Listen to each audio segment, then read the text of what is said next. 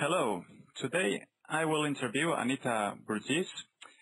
She is a workplace expert, author of the book Take This Job and Thrive, written in 1999, and her new book, 45 Things You Do That Drive Your Boss Crazy and How to Avoid Them.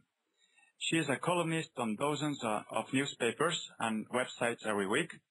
Anita Burgess on the job column is featured, for example, in Gannett News Service and usatoday.com, careerbuilder.com, AOL Find a Job, and the Boston Herald's Job Find, and has a readership of more than 8 million people. Good morning, Anita. Good morning to you. And thank you for sharing your time with us today. Oh, I'm very glad to do so. Thank you. Anita, I know that when 15 years ago you first proposed a syndicated newspaper column on workplace issues, some editors thought you were nuts because that's what they have finance columns for. Uh-huh. But now, hundreds of columns later, you are being considered an expert on your ability to spot trends in the workplace arena. But could you please tell us a little bit more about you and how you got involved in the workplace advice career? Well, I was trained as a newspaper journalist and went into that field. And as it happened, someone hired me to launch a new magazine called Employee Benefit News.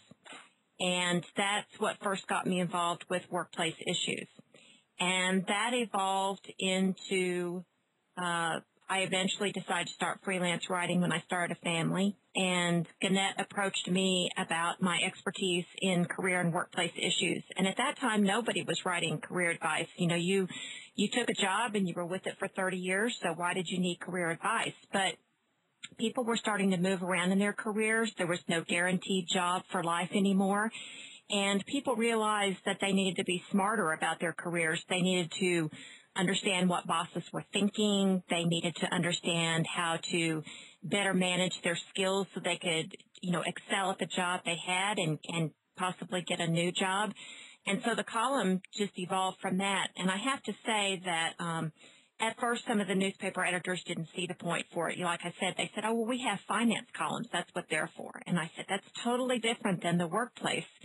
And once I started writing the column, letters flooded in from all across the world, and people were saying, thank you so much for writing this. I thought I was the only one going through this at work. I didn't know how to handle it. I don't feel so alone. I appreciate knowing this information, where to get more advice. And the column will be going into its 18th year this year. Good job. So I guess that people are aware now that the finance is very, very much related to the career advice. Right. So. Well, I think what people understand is that nobody cares about them the way they do themselves. I mean, your boss may be the greatest person in the world, but he is never going to take the interest in your career and your success the way that you do.